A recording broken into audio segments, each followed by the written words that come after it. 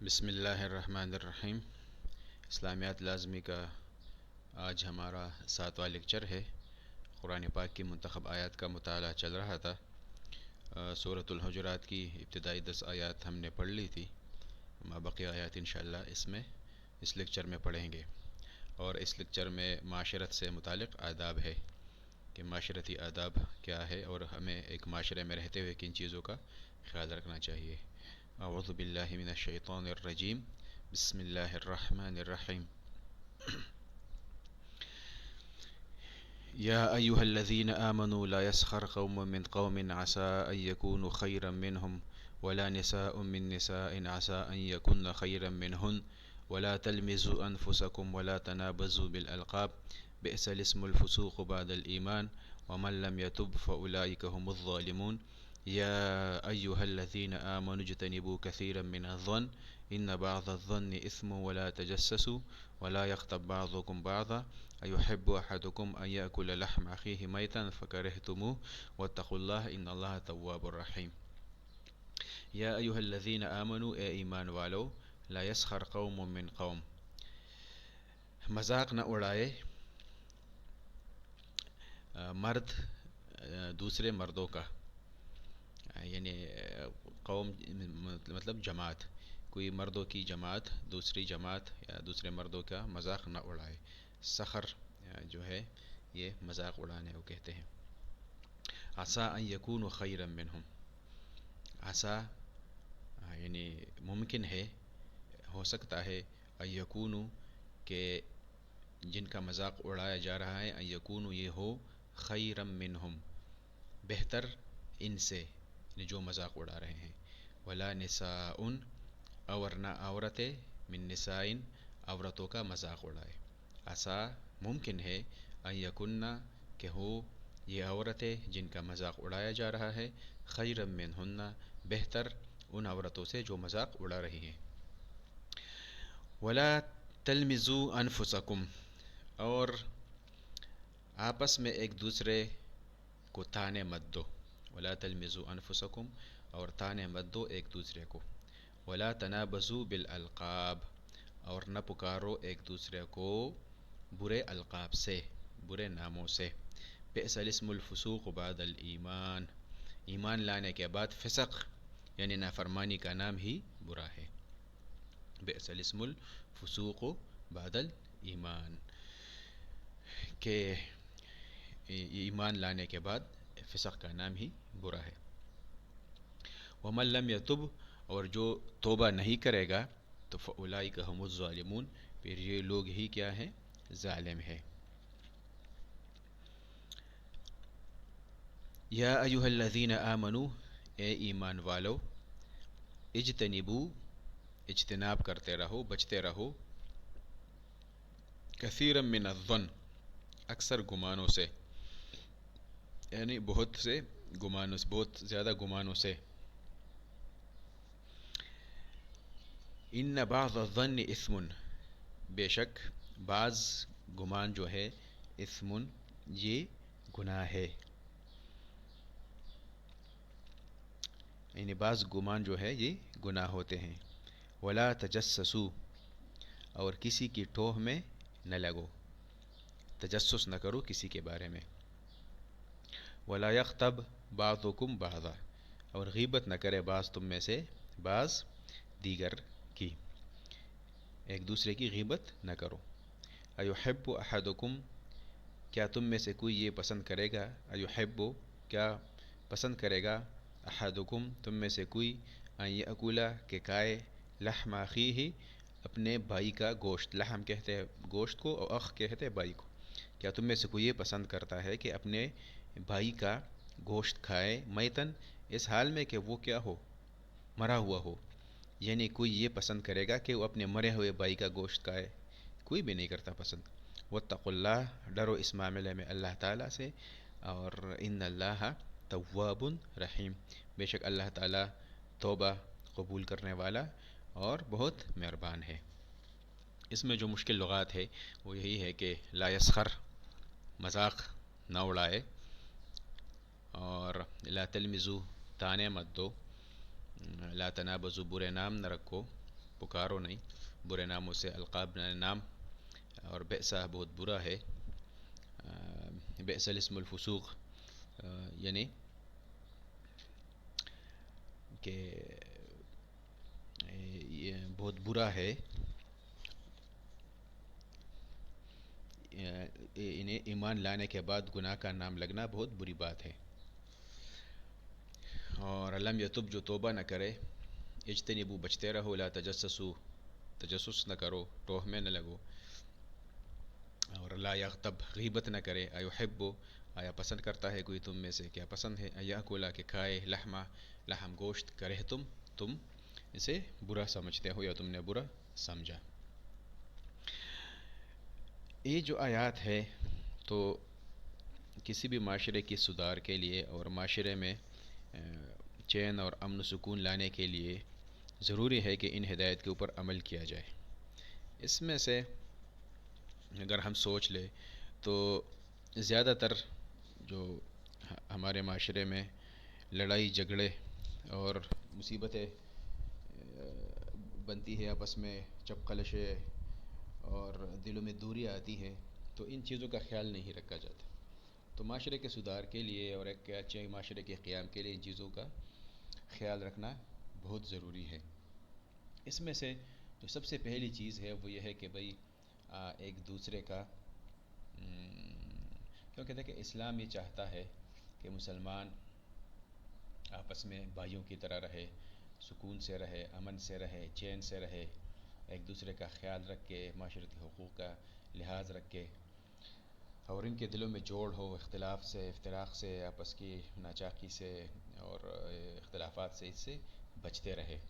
تو اس کے لیے پھر یہ ہدایت دی ہے۔ اگر ان دیکھیں ان خود ہم سوچ لیں ان ہدایت کے اوپر کوئی بھی اگر عمل کرے تو ہو نہیں سکتا کہ پھر آپس میں دوریاں ہو جائے، یا آپس میں جھگڑے بن جائے، یا آپس میں اختلافات آ جائے، یا کوئی چپقلش آ جائے، تو یہ پھر ممکن ہی نہیں ہے۔ سب سے پہلے جو بات ہے جس کا عام طور پر خیال نہیں رکھا جاتا وہ یہ ہے کہ ایک دوسرے کا مذاق نہ اڑائیں آپ لوگ۔ تو خواہ وہ عورتوں کا مذاق اڑائے یا مردوں کا اڑائے، یا عورت مردوں کا یا مرد عورتوں کا، لیکن کسی طرح بھی کوئی مذاق یا کسی کے اوپر جملہ بازی کرنا یا پپتیاں کسنا یا کسی کو ذلیل و رسوا کرنا، تو یہ چیزیں یہ منع ہے، یہ نہ کریں آپ لوگ۔ اور اس کے کرنے کی وجہ کیا ہوتی ہے کہ بھئی دوسرے کو کیا مذاق تب اڑایا جاتا ہے جب انسان اپنے آپ کو بڑا سمجھتا ہے۔ تو یہ ایک گناہ تکبر اور غرور کی ایک علامت ہے کہ کسی کو کسی اپنے آپ کو بہتر سمجھنا اور اس بنیاد کے اوپر پھر اس کا مذاق اڑانا، تو یہ اپنے اندر وہ جو تکبر ہے، غرور ہے، اس عیب کی نشاندہی یہ کرتا ہے کام۔ تو بہرحال اس سے بچنا چاہیے۔ اور یہ صرف ایسا نہیں کہ زبان سے نہیں بلکہ اشارے سے بھی منع کیا گیا ہے کہ کوئی اس طرح اشارہ بھی نہ کرے بندہ کہ اس میں مذاق کا پہلو نکلتا ہو اور کسی کی تضحیک اس سے ہوتی ہو، نہ کسی کا بندہ نقل اتارے یا کسی کے اوپر ہنسے بلا وجہ، تو اس کاموں سے منع کیا گیا ہے کہ بھئی یہ پھر اختلاف اور آپس کی دوری کا سبب بن جاتی ہے۔ تو ایک دوسرے کا مذاق نہ اڑایا جائے، کوئی بھی کسی کا مذاق نہ اڑائے۔ اسی طرح دوسرے نمبر پر بدگمانیوں سے بچنا ہے کہ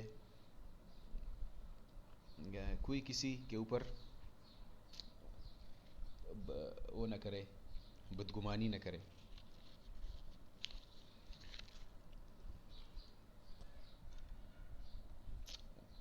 کیوں کہ جب کوئی بدگمانی کرتا ہے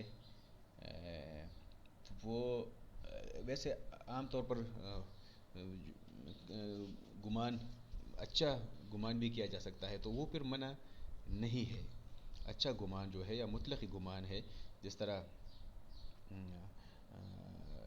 حسن ظن جسے کہتے ہیں کہ اللہ سے اچھا گمان رکھنا، تو وہ منع نہیں ہے۔ اسی طرح ایک گمان ہے کہ بھئی جیسے عدالتوں میں ہوتا ہے کہ کسی کیس میں جانچ پڑتال کے لیے گمان کیا جاتا ہے، تو وہ بھی منع نہیں ہے۔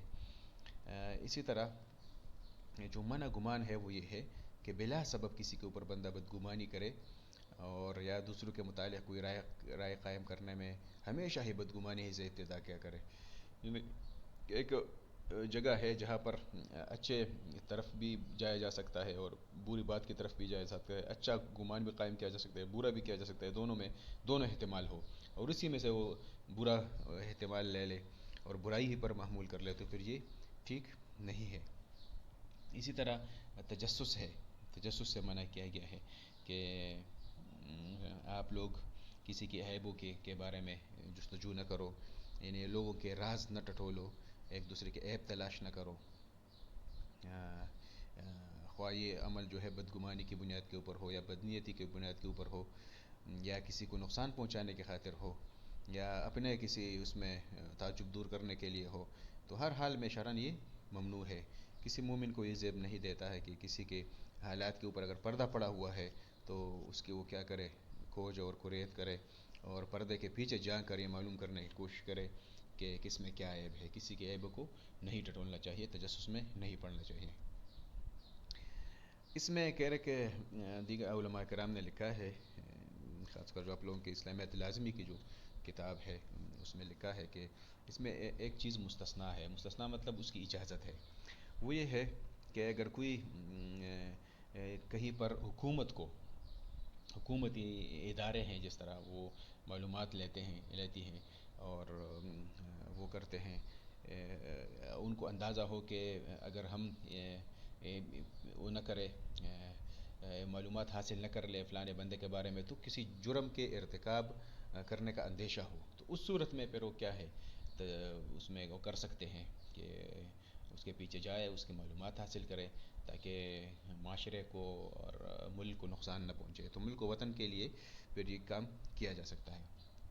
اسی طرح غیبت ہے کہ غیبت سے بچا جائے, اور اس کی بہت مثال دی ہے, ایک شنیع مثال دی ہے کہ کسی کی غیبت کرنا اس طرح ہے جیسا کوئی بندہ اپنے مردہ اور مرے ہوئے بھائی دیکھے, بھائی کے ساتھ ہمارا کیسا تعلق ہوتا ہے کہ اگر کوئی بھائی کے خلاف کوئی وہ کرے, اس کے ساتھ زیادتی کرے, تو ہم کھڑے ہو جاتے سامنے بھائی کے کہ بھائی کے لیے تو میں جان قربان کرنے کے لیے تیار ہوں. پھر اسی بھائی کی اگر وہ مرا ہوا ہے اور اس کا گوشت کھانا کتنا نقصان دہ بات ہے. تو بہرحال اور اس طرح حدیث مبارک میں بھی آتا ہے کہ نبی علیہ السلام جب تشریف لے گئے معراج کی رات, تو کہہ رہے کہ میرے ایک ایسی جماعت پر گزر ہوا جن کے ناخن جو تھے وہ تانبے کے تھے اور وہ اس ناخنوں سے اپنے بدن کے گوشت کو نوچ کر کھا رہے تھے. تو میں نے پوچھا کہ یہ کون ہے, تو حضرت جبریل امین نے کہا کہ یہ وہ لوگ ہیں جو اپنے بھائی کی غیبت کرتے اور اس کی آبرو سے کھیلتے تھے. اور غیبت یہ ہے ہر وہ کام ہے یا ہر وہ بات ہے جو جس کے بارے میں کہی جا رہی ہے, اگر اسے معلوم ہو تو اس کو ناگوار گزرے اور وہ برائی بھی اس میں موجود ہو. کہہ رہے صحابہ کرام نے پوچھا بھی کہ اگر کسی میں کوئی عیب ہے, کوئی برائی ہے اور اس کا ہم تذکرہ کریں تو پھر وہ غیبت, تو نبی علیہ السلام نے کہا اسی کی تو غیبت کہتے ہیں. اگر اس میں وہ برائی نہیں ہے اور پھر بھی آپ اس کے بارے میں بات کر رہے ہیں تو یہ تو کیا ہے, بہتان ہے. پھر تو یہ نہیں کرنا چاہیے غیبت سے, اور اس سے دلوں میں دوریاں پیدا ہوتی ہے, ایک دوسرے سے نفرتیں پیدا ہوتی ہے. اگر کسی کو پتہ چل جائے کہ اس نے میرے بارے میں کیا کیا ہے, میری غیبت کی ہے, تو ویسے انسان کو اچھا نہیں لگتا. اچھا, اس میں چند چیزیں اس میں بھی مستثنیٰ ہے. وہ یہ ہے کہ ظالم کے خلاف اگر مظلوم جا کے شکایت کرے اس شخص کے سامنے کہ اس کو توقع ہو کہ یہ اس ظالم سے میری جان چھڑا دے گا, یا اصلاح کی نیت سے کسی شخص یا گروہ کی برائیوں کا ذکر ایسے لوگوں کے سامنے کرنا جن سے یہ امید ہو کہ ان برائیوں کو دور کرنے کے لیے کچھ کر سکیں گے. آپ کسی کو کہہ دیتے ہیں, کوئی جماعت ہے یا افراد ہے یا ایک فرد ہے کہ بھئی اس لوگوں میں یہ مسئلہ ہے تو ان کی اصلاح کرنی چاہیے, اصلاح کی نیت سے, تو پھر یہ غیبت میں شمار نہیں ہوتا. اسی طرح اگر کوئی مسئلہ پوچھنا ہو, جیسے مفتی سے کوئی مسئلہ پوچھتا ہے تو اس میں ظاہری بات ہے کہ پوری صورت آپ نے بیان کرنا ہے. اسی طرح لوگوں کے شر سے کسی کو بچانے کے لیے کہ یا کسی جماعت کے شر سے بچانے کے لیے باقی لوگوں کو خبردار کرنا کہ ایسا نہ ہو کہ ان کو شر پہنچ جائے. تو یہ چند چیزیں ہیں کہ یہ پھر مستثنیٰ ہے. تو یہ غیبت تانے دینا کہ لمز جسے کہتے ہیں کہ کسی میں کوئی عیب نکالنا, تو یہ بھی منع ہے کہ آپ لوگ نہ کریں. ایک دوسرے کو تانے نہ دے کسی گناہ کے اوپر. اگر کسی نے کوئی گناہ کیا ہے تو وہ اس کو کسی میں مطلب عیب چینی کرنا کلم کلا یا زیر لب یا اشاروں سے کسی کو ملامت کرنا، یہ سب افعال جو ہے چونکہ یہ تعلقات کو بگاڑتے ہیں اور معاشرے میں فساد برپا کرتے ہیں، اس لیے ان کو حرام کر دیا گیا ہے. تو تانے بھی نہیں دینے چاہیے. اسی طرح برے القاب سے نہیں پکارنا چاہیے. برے القاب سے کہ ایسا لقب جس سے اگر کسی کو آپ پکارے تو وہ اس کو ناگوار گزرے اور اس میں سے تحقیر اور تنقیص ہو. مثلا کسی کو گناہ فاسق کہنا، منافق کہنا، یا کسی کو لنگڑا کہنا یا اندھا کہنا، تو یا کسی کے خاندان میں کوئی مسئلہ ہے تو اس خاندان یا عیب یا نقص سے ملقب کرنا، یا کوئی شخص سے مسلمان ہو جائے تو پھر وہ اس کے بعد اس کو یہودی کہنا یا نصرانی کہنا. تو یہ چیزیں جو ہے اس طرح کے القاب دینا یہ منع ہے. ہاں اگر کوئی اس طرح ہو کہ بھئی اس میں تحقیر کا پہلو نہ ہو، مذمت کا پہلو نہ ہو، کسی کا مذاق اڑانا اس میں مقصود نہ ہو، مذمت کرنا مقصود نہ ہو، اور وہ کوئی ایسا نام ہے جو اس کے مشہور ہے اس سے، تو وہ نام آپ پھر کہہ سکتے ہیں. جس طرح حدیث میں آپ لوگوں نے سنا ہوگا کہ سلیمان اعمش اور واصل الاحدب، تو یہ نہ اس طرح کے نام کے بھئی یہ جو سلیمان ہے جو وہ ہے آنکھوں میں اس کا مسئلہ ہے، یا واصل الاحدب ہے جو کبڑا ہے، کبڑا مطلب ملائی ٹٹرا، تو اسے پشتو میں کہتے ہیں. یا ہمارے ہاں علاقوں میں مشہور ہوتا ہے کہ کوئی ہے مستری ہے اور پاؤں سے معذور ہے، اس کو لوگ گوڑ مستری کہتے ہیں، تو وہ اس نام سے مشہور ہوتا ہے. اس میں صرف پہچان کروانا جو ہے وہ مقصود ہوتا ہے، اس کی مذمت یا برائی مقصود نہیں ہوتی، تو اس میں پھر وہ کوئی مسئلہ نہیں ہے. اسی طرح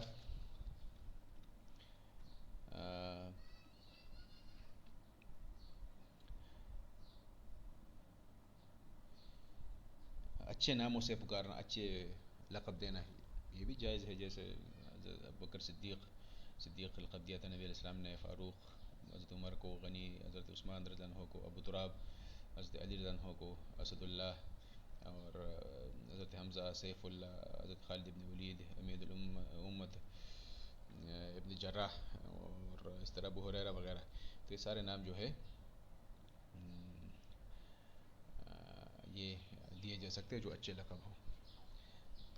تو یہ تھا ان کا ترجمہ اور تفسیر. آگے پڑھ لیتے ہیں. یا ایھا الناس انا خلقناکم من ذکر و انثی وجعلناکم شعوبا وقبائل لتعارفوا ان اکرمکم عند اللہ اتقاکم. یا ایھا الناس اے لوگو، یا ایھا الناس اے لوگو، انا خلقناکم بے شک ہم نے پیدا کیا ہے آپ کو، من ذکرن ایک مرد سے، و انثی اور ایک خاتون سے، ایک مرد اور خاتون سے، وجعلناکم اور بنایا ہے تمہیں، شعوباً مختلف خاندان، وقبائل اور مختلف قبیلے، لتعارفوا تاکہ ایک دوسرے کو پہچان سکو تمہارے تعارف کے لیے. ان اکرمکم بے شک تم میں سے سب سے زیادہ قابل احترام یا قابل عزت، کرامت والا، عزت والا، عند اللہ اللہ کے نزد، اللہ کے ہاں، اتقاکم وہ ہے جو سب سے زیادہ متقی ہے، زیادہ پرہیزگار ہے. ان اللہ بے شک اللہ تعالیٰ علیم جانتا بھی ہے اور خبیر خبر بھی رکھتا ہے، خبر جانتا ہے اور خبر رکھنے والا ہے، علیم و خبیر ہے. پوری انسانیت کو خطاب ہے. جس طرح یہ پہلے وہ پڑھ لیتے ہیں. خلقنا میں نے ہم نے پیدا کیا، ذکر مرد، انثی عورت، شعوب خاندان، قبائل قبیلے، لتعارف تاکہ ایک دوسرے کو پہچان سکو، اکرم سب سے زیادہ عزت والا، اتقا سب سے زیادہ پرہیزگار، تقوی والا. اب یہ جو آیات ہے تو اس میں کہا جا رہا ہے کہ یا ایھا الناس اے لوگو، انا خلقناکم من ذکر و انثی، ایک مرد عورت یعنی آدم علیہ السلام سے اور حضرت حوا علیہ السلام، ان دونوں سے ہم نے تم سب کو کیا کیا ہے، پیدا کیا ہے، اور معیار رکھا ہے افضلیت کا وہ متقی اور غیر تقوی اور غیر تقوی کے اوپر، کہ نہ نسل، نہ زبان، نہ رنگ، نہ قبیلہ، نہ خاندان، اس کے اوپر آپ کسی کو وہ نہیں قرار سکتے کہ یہ اعلیٰ ہے، افضل ہے، اور یہ دوسرا جو ہے نیچ ہے، کمزور ہے. یہ چیزیں جو ہے یہ فوقیت کہ وہ نہیں ہے، معیار نہیں ہے، بلکہ معیار وہ کیا ہے، وہ تقوی ہے، کہ جو جتنا متقی ہے وہ اتنا اللہ کے ہاں مکرم ہے اور معزز ہے اور قابل احترام ہے۔ اب اسلام کی کتنی بہترین تعلیم ہے کہ بھئی سب چیزوں کے اوپر اسلام نے وہ کیا، اس کی نفی کی، کہ وہ رنگ و نسل ہے، زبان ہے، وطن ہے، خاندان ہے، اولاد ہے، مال و دولت ہے، جو بھی ہے وہ شرافت اور فخر، قابل فخر چیزیں نہیں ہے، بلکہ فخر اور شرافت کی جو چیز ہے وہ تقوی ہے۔ اب اسی بنیاد، اسی لیے آپ لوگوں نے سنا بھی ہوگا کہ خطبہ حجۃ الوداع جو ہے، جو نبی علیہ السلام نے حج کے موقع پر عرفات میں جو خطبہ دیا تھا، تو اس میں فرمایا کہ تمام لوگ آدم کی اولاد ہیں جنہیں مٹی سے پیدا کیا گیا ہے، نہ کسی عربی کو اجمی کے اوپر، نہ کسی اجمی کو عربی پر، نہ کسی کالے کو گورے پر، نہ کسی سفید کو سفید پر، اور سرخ والے کو دوسروں پر سوائے تقوی کے کوئی بڑائی یا فضیلت حاصل نہیں ہے۔ یعنی رنگ ہو گیا اور اجمیت، عربیت، یہ چیزیں کوئی قابل افتخار چیزیں نہیں ہیں، سارے کیا ہے، ایک آدم اور حوا ان کی اولاد ہے۔ اب اسے اگر ہم دیکھ لیں اپنے ارد گرد، تو دنیا میں خواہ وغیرہ کہ اس کی بنیاد جو ہے وہ یہودیوں نے رکھی تھی، کہ یہودیوں نے کہا تھا کہ بھئی ہم تو کیا ہے، اللہ کے مقرب و پسندیدہ لوگ ہیں کیونکہ ہم یہودی ہیں اور انبیاء کی اولاد ہے، اور غیر اسرائیلی جو ہے وہ حقیر اور ذلیل ہے۔ اسی طرح ہندو میں ذات پات کی بہت تقسیم ہے، برہمن جو ہے وہ باقی شودروں کو بہت نیچ سمجھتے ہیں اور ان کے ساتھ بہت زیادہ ان سے وہ معاشرتی فاصلہ رکھتے ہیں۔ اسی طرح افریقہ اور امریکہ میں کالے اور گورے کا فرق، اس میں جو کہہ رہے جو ظلم اور تباہی مچائی ہے وہ تاریخ کا ایک حصہ ہے۔ اور اسی طرح سرمایہ دار طبقہ جو ہے، یورپ کا سرمایہ دار طبقہ غریب اور مزدور پر ظلم کر رہا ہے، اور یہ ظلم ہی یہ وجہ تھی کہ کمیونزم اور سوشلزم اس نے جنم لیا۔ اسی طرح نازی جرمنوں میں نسل پرستی زیادہ تھی، اور ان کا ایک فلسفہ تھا، اور اسی فلسفے کی بنیاد کے اوپر پہلی جنگ عظیم چڑھ گئی جس سے کروڑوں لوگ اس میں موت کے منہ میں چلے گئے، پھر دوسری جنگ عظیم ہوئی۔ تو اور حال ہی میں جو امریکہ میں ہوا، کالے اور گورے کی بنیاد کے اوپر، کہ کالے کو جو گورا تھا پولیس نے اس کے اوپر اس کے گردن کے اوپر پاؤ رکھا اور اسے مر گیا، پھر اس سے فسادات پھیلے پورے امریکہ میں۔ تو اسلام اس کے خلاف ہے۔ اسلام کہتا ہے کہ بھئی دیکھو، حضرت بلال غلام ہے، اور غلاموں کی کیا حیثیت تھی اس زمانے میں، خاص کر کے اس کو ویسے جیسے معاشرتی کوئی حیثیت نہیں تھی غلام کی، لیکن پھر بھی وہ مؤذن رسول ہے، اور اللہ کے نبی کے نزدیک اور قریبی لوگوں میں سے ہے۔ اس طرح پھر اسلام کے اوپر ایک زمانہ آتا ہے کہ جو بڑے بڑے صوبے ہیں سب کے جو گورنرز ہیں وہ غلام ہے یا ابن غلام ہے۔ تو بہرحال اسلام نے جو بنیاد رکھی ہے فخر کے لیے یا شرافت کے لیے یا عزت اور احترام کے لیے، وہ تقوی ہے، کہ جو جتنا متقی ہوگا اتنا اللہ کے ہاں وہ مقرب ہوگا، باقی چیزیں جو ہے وہ افتخار کی چیزیں نہیں ہیں۔ آگے چلتے ہیں۔ قالت الاعراب آمنا قل لم تؤمنوا ولكن قولوا اسلمنا ولما يدخل الايمان في قلوبكم وان تطيعوا الله ورسوله لا يلدكم من اعمالكم شيئا ان الله غفور رحيم۔ قالت الاعراب، کہا ان اعراب نے، جو دیہاتی لوگ تھے، دیہاتی لوگ تھے، انہوں نے کیا کہا، آمنا، ہم ایمان لے کے آئے ہیں۔ قل، تو آپ کہہ دیجئے اے نبی علیہ السلام کہ لم تؤمنوا، تم ایمان تو نہیں لائے، ولیکن قولوا اسلمنا، البتہ یہ کہو کہ ہم نے ہتھیار ڈال دیے ہیں، ہم نے ظاہری طور پر اسلام قبول کر لیا ہے، ولیکن قولوا، لیکن کہو، اسلمنا، کہ ہم نے اسلام قبول کیا ہے، ولما يدخل الايمان في قلوبكم، اور ابھی تک داخل نہیں ہوا ہے ایمان تمہارے دلوں میں، وَإِن تُطِيعُوا اللَّهَ، اگر تم اطاعت کرو سچے معنوں میں اللہ تعالیٰ کی، وَرَسُولَهُ، اور اس کے رسول کی، دل سے، لا يلدكم من اعمالكم شيئا، لا يلدكم، تو کم نہیں کرے گا، من اعمالکم، تمہارے عملوں میں سے، شيئا، کسی چیز کو، ان اللہ غفور الرحیم، اللہ تعالیٰ غفور بھی ہے اور رحیم بھی ہے۔ انما المؤمنون الذین، اصل مومن وہ لوگ ہیں، آمنوا، جو ایمان لائے، باللہ، اللہ کے اوپر، و رسول ہی اور اس کے رسول کے اوپر، ثم لم یرتابوا پھر انہوں نے شک نہیں کیا اپنے ایمان میں. ابھی ایمان کا پیمانہ ذکر کیا جا رہا ہے کہ اصل ایمان اور مومن لوگ وہ ہے کہ ایمان اللہ اور رسول کے اوپر لائے، لیکن ثم لم یرتابوا پھر وہ شک نہیں کیا انہوں نے، وجاہدوا باموالہم اور جہاد کیا اپنے مالوں کے ساتھ، وانفسہم اپنے نفسوں کے ساتھ، فی سبیل اللہ اللہ کے راستے میں. اولئک هم الصادقون یہی لوگ سچے ہیں، سچے مومن ہیں. قل آپ کہہ دیجئے اے نبی صلی اللہ علیہ وسلم، اتعلمون اللہ کیا تم خبر دیتے ہو اللہ تعالیٰ کو، بدینکم اپنے دینداری کا، کہ تم اللہ تعالیٰ کو اپنے دینداری اور اپنے دین کی اطلاع دے رہے ہو. اتعلمون اللہ بدینکم کیا تم اللہ کو اپنے دین کی اطلاع دے رہے ہو. واللہ یعلم ما فی السماوات و ما فی الارض حالانکہ اللہ تعالیٰ جانتا ہے ان تمام چیزوں کو، ما فی السماوات جو آسمانوں میں ہے، اور وما فی الارض جو زمینوں میں ہے. واللہ بکل شیء علیم اللہ تعالیٰ ہر چیز کے اوپر علم رکھتا ہے. یمنون علیک ان اسلموا یمنون یہ لوگ احسان جتلاتے ہیں، علیک آپ کے اوپر اے پیغمبر، ان اسلموا یہ کہ یہ مسلمان ہوئے ہیں. قل آپ کہہ دیجئے لا تمنوا علی اسلامکم آپ نہ جتاؤ، احسان نہ جتاؤ، علی میرے اوپر، اسلامکم اپنے اسلام لانے کا. بل اللہ یمن علیکم بلکہ اللہ تعالیٰ احسان کرتا ہے علیکم تمہارے اوپر، ان ہداکم للایمان یہ کہ یہ یعنی اللہ تعالیٰ کا احسان ہے تمہارے اوپر کہ اس نے تمہیں ایمان کی ہدایت دی. ان ہداکم للایمان کہ اس نے ہدایت دی تمہیں ایمان کی طرف. ان کنتم صادقین اگر ہو تم سچے. ان اللہ یعلم غیب السماوات والارض اللہ جانتا ہے غیب آسمانوں کا اور زمین کا. واللہ بصیر بما تعملون اللہ دیکھ رہا ہے جو تم کر رہے ہو. اسلمنا ہم نے مان لیا، لا الف نہ گٹھائے گا، لم یرتابوا انہوں نے شک نہیں کیا، جاہدوا جہاد کیا، صادقون سچے. تعلمون کیا تم جتاتے ہو یا سکھاتے ہو یا اطلاع دیتے ہو. یمنون وہ احسان جتاتے ہیں، یمن وہ احسان کرتا ہے، ان ہدا کی ہدایت دی تمہیں. کہ اس کے ضمن میں مفسرین نے یہ تفصیل کی ہے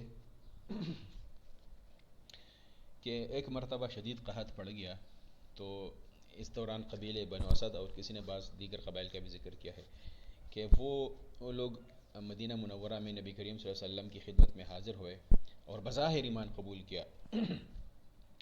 کہتے ہیں کہ ان کے ایمان لانے کا جو سبب تھا وہ غنیمت یا صدقات اور مالی فوائد، یہ سبب تھا کہ یہ ہمیں مالی فوائد حاصل ہو جائے چونکہ قحط ہے. تو جیسے ہی انہوں نے اسلام قبول کیا تو ساتھ میں پھر عجیب قسم کے مطالبے شروع کر دیے، اور ساتھ میں اس انداز میں وہ بات کرتے تھے جیسے انہوں نے اسلام قبول کر کے نبی علیہ السلام کے اوپر کوئی بڑا احسان کیا ہو. حالانکہ اس پر تو اللہ تعالیٰ کا احسان مند ہونا چاہیے، رسول کا احسان مند ہونا چاہیے کہ اللہ کی توفیق سے اور رسول اللہ صلی اللہ علیہ وسلم کی اللہ تعالیٰ کی توفیق سے نبی علیہ السلام کا ساتھ نصیب ہوا اور ایمان نصیب ہوا. لا حول ولا قوة الا باللہ. کیونکہ جب تک اللہ توفیق نہ دے تو انسان تو نہ ایمان لا سکتا ہے اور نہ اس کو عمل صالح کی توفیق نصیب ہوتی ہے. دوسرا یہ کہ پھر جب کوئی انسان نیک عمل کرتا ہے تو اس کی جتانے کی ضرورت نہیں ہے، کیونکہ اللہ تعالیٰ خود دیکھ رہا ہے، علیم ہے، بصیر ہے، خبیر ہے، تو ہر ایک لمحے کی اس کو خبر ہے. لیکن کہہ رہے چونکہ یہ جو دیہاتی لوگ تھے ظاہری طور پر انہوں نے ایمان قبول کیا تھا اور ایمان دلوں میں پیوست نہیں ہوا تھا، گہرائی تک پہنچا نہیں تھا، تو انہوں نے اپنے اس کا مظاہرہ کیا اپنے حالات کا، اور مدینہ کے راستے میں کہہ رہے غلاظت اور گندگی پھیلا دی اور بازاروں میں چیزوں کی قیمتیں بڑھا دی. اور مدینہ منورہ پہنچ کر انہوں نے رسول اللہ صلی اللہ علیہ وسلم پر یہ احسان کیا کہ دیکھیں اے نبی صلی اللہ علیہ وسلم، باقی لوگوں سے تو آپ طویل عرصہ تک جنگ کرتے رہے، ان لوگوں نے مخالفت کی اور ساری طاقتیں قوتیں اپنی آپ کی مخالفت میں انہوں نے صرف کر دی، اور لیکن ہم نے تو ایمان اس طرح قبول کیا ہے کہ آپ کو جنگ بھی نہ کرنی پڑی، تو اس لیے ہمیں زیادہ فوائد ملنے چاہیے، چونکہ ہم اپنے خوشی سے ایمان لے کے آئے ہیں تو ہمیں زیادہ فوائد ملنے چاہیے. تو اس کا پھر جواب میں یہ آیا کہ آپ لوگ یہ تو کہہ سکتے ہو کہ ہم نے ظاہری طور پر اطاعت قبول کر لی ہے. اسلمنا یہاں پر ظاہری معنی مراد ہے، اسلام اور ایمان میں اس میں علماء نے فرق کیا ہے، لیکن یہاں کہہ رہے کہ اس کے بحث میں نہیں جانا چاہیے. بس یہ کہ اسلام کا لغوی معنی یہاں مراد ہے کہ ظاہری اعمال میں فرما برداری اور مخالفت ترک کرنے کا اظہار، کہ ظاہری طور پر بس انہیں فرما برداری کی ہے اور مخالفت نہیں کر رہے. اور ایمان جو ہے تو وہ تو کہتے ہیں کہ دل کی گہرائیوں سے تصدیق کرنے اور زبان سے اقرار کا نام ہے. تو اسی وجہ سے پھر یہ آیت اتری کہ یہ دیہات والے کہتے ہیں کہ ہم ایمان لے آئے. تو اے نبی علیہ السلام آپ فرما دیجئے کہ تم ایمان نہیں لائے، بلکہ تمہیں یہ کہنا چاہیے کہ ہم نے اطاعت قبول کر لی بظاہر، کیونکہ ابھی تک تو ایمان تمہارے دلوں میں داخل ہی نہیں ہوا. اگر تم نے اللہ اور اس کے رسول کی اطاعت پوری طرح قبول کر لی تو پھر بات ہے کہ اللہ تعالیٰ تمہارے اعمال میں ذرا بر بھی کمی نہیں کرے گا. کیوں؟ بلا شبہ اللہ مغفرت کرنے والا اور مہربان ہے. اور پھر مومن کے کو جو معیار ہے، مومن کون ہوتے ہیں وہ بھی بتا دیا کہ مومن کی صفات یہ ہے کہ مومن تو وہ لوگ ہیں جو اللہ اور رسول پر ایمان لائے ثم لم یرتابوا، پھر ہر طرح کے شک و شبہ سے وہ دور رہے، اپنے ایمان میں شک نہیں کیا اور اپنی جان اور مالوں سے اللہ کے راستے میں جہاد کیا، نہ کہ خود مالی فوائد حاصل کیا بلکہ خرچ کیا ہے. تو اور تو جب یہ کام کیا ہے تو یہی لوگ ایمان کے دعوے میں سچے ہیں. پھر اس طرح پھر آخری میں ہے کہ قُلْ أَتُعَلِّمُونَ اللَّهَ بِدِينِكُمْ، اے نبی صلی اللہ علیہ وسلم آپ کہہ دیجئے کہ کیا تم اللہ کو اپنا دین یا اپنا طریقہ سکھا رہے ہو، حالانکہ اللہ تو آسمان اور زمین کی ہر بات سے واقف ہے. بتانے کی آپ لوگوں کی ضرورت نہیں ہے، آپ لوگوں کی حقیقت حال معلوم ہے اللہ تعالیٰ کو، در حقیقت وہی ہر بات کا جاننے والا ہے. دوسرا یہ کہ یہ چونکہ اپنے اسلام کو جتا رہے تھے تو اس کا بھی کہا کہ آپ ان کو بتا دیں، نبی علیہ السلام آپ ان کو بتا دیں کہ کیا آپ لوگ آپ پر یہ اسلام لانے کا احسان جتا رہے ہیں. تو آپ ان کو جواب میں کہے کہ تم مجھ پر اپنے اسلام لانے کا احسان نہ جتاؤ، بلکہ تم پر اللہ کا یہ احسان ہے کہ اس نے تمہیں ایمان کی طرف ہدایت نصیب کی. اگر تم سچے ہو تو بے شک اللہ تعالیٰ آسمان اور زمین کے سارے رازوں سے واقف ہے، اور جو کچھ تم کرتے ہو اسے بھی وہ دیکھ رہا ہے. یعنی یہ اللہ کا احسان مانو کہ اللہ نے تمہیں ایمان نصیب کیا، اور کیونکہ اللہ کی توفیق کے بغیر انسان کچھ بھی نہیں کر سکتا، جس طرح ہم کہتے ہیں کہ لا حول ولا قوت الا باللہ. تو یہ ہمارا 7واں لیکچر تھا. صدق اللہ العظیم. اللہ حافظ. اللہ تعالیٰ کو خوش رکھے.